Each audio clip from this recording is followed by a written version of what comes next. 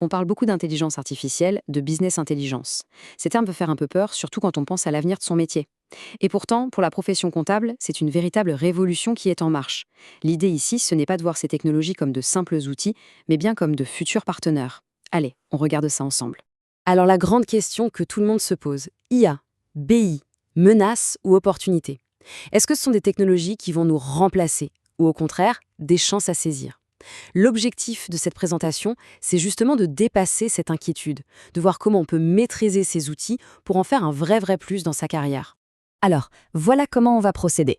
D'abord, on va essayer de comprendre ce qu'est vraiment l'IA. Ensuite, on verra l'impact concret pour les comptables.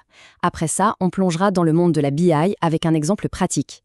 Et pour finir, on parlera de ce qui nous attend, l'alliance entre l'humain et la machine. Allez, on attaque. Première partie, qu'est-ce que c'est l'IA? On entend ce mot partout, mais concrètement, de quoi parle-t-on?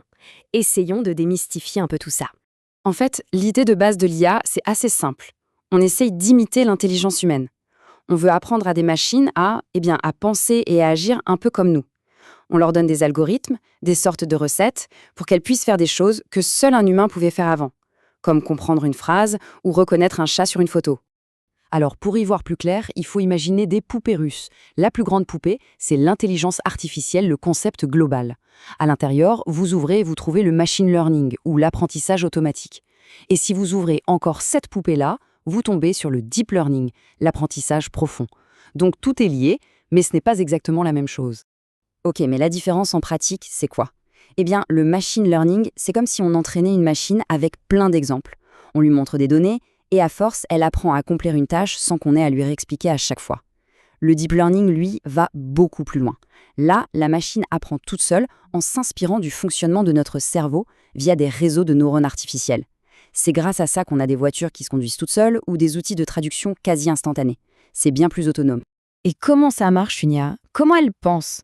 Grosso modo, il y a 3 grandes phases.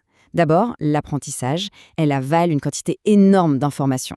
Ensuite, le raisonnement. Elle utilise ce qu'elle a appris pour tirer des conclusions. Et la troisième étape, la plus fascinante, l'autocorrection.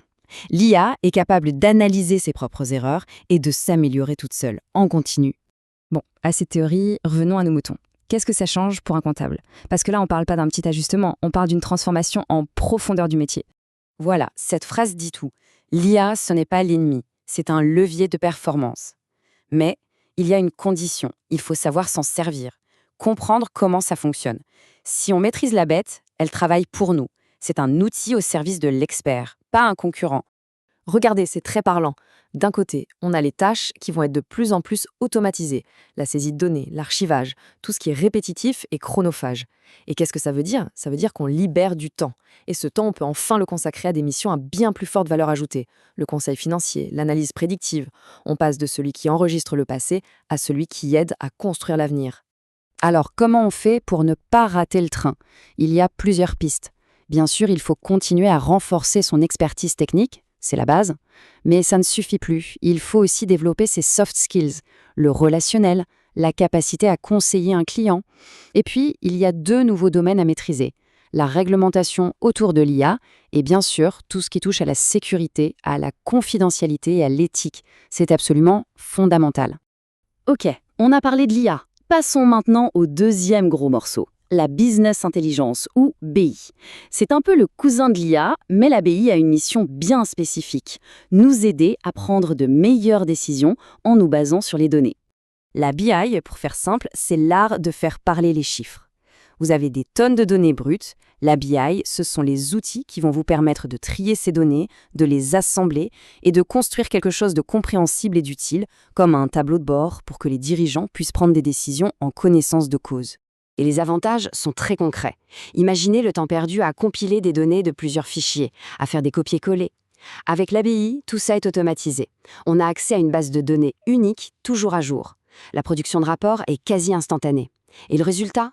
On arrête de passer 80% de son temps à préparer les données pour enfin se concentrer sur ce qui a de la valeur, l'analyse, l'interprétation, le conseil. Bon, pour que ce soit un peu moins théorique, on va regarder un exemple que beaucoup connaissent peut-être déjà, Power BI, l'outil de Microsoft. Et voilà un peu la magie du truc. Power BI est capable d'aller piocher des données un peu partout, dans des fichiers Excel, des bases de données plus complexes ou même directement dans des services cloud. Il rassemble tout ça au même endroit et présente un tableau de bord visuel et interactif. C'est la fin du cauchemar où il faut ouvrir 10 fichiers en même temps pour essayer de comprendre ce qui se passe. L'autre point fort, et il est de taille aujourd'hui, c'est que l'information vous suit partout. Fini le temps où il fallait être devant son poste fixe pour avoir accès aux chiffres. Avec ces outils, on a ses tableaux de bord sur son ordinateur, bien sûr, mais aussi sur sa tablette dans le train ou sur son smartphone juste avant un rendez-vous. L'info stratégique est littéralement au bout des doigts, n'importe quand. Voilà, on a fait un bon tour d'horizon de l'IA et de la BI. Maintenant, il est temps de connecter tous les points et de se projeter un peu. Quel est le futur qui se dessine? S'il y a une seule chose à retenir de tout ça, c'est celle-ci. Il ne s'agit pas d'une compétition entre l'humain et la machine. C'est une collaboration. L'objectif de la technologie, ce n'est pas de nous remplacer, mais de nous augmenter. L'avenir, c'est l'alliance entre notre expertise, notre jugement, notre intuition et la puissance d'analyse de la machine. Au final, la question n'est plus de savoir si ces technologies vont transformer le métier. Ça, c'est une certitude, c'est déjà en train de se passer. La seule vraie question qui reste, c'est comment allez-vous vous emparer de ces outils? Comment les utiliser pour vous réinventer, pour passer d'experts des chiffres à véritables conseillers stratégiques? Le futur est là, il ne reste plus qu'à le construire.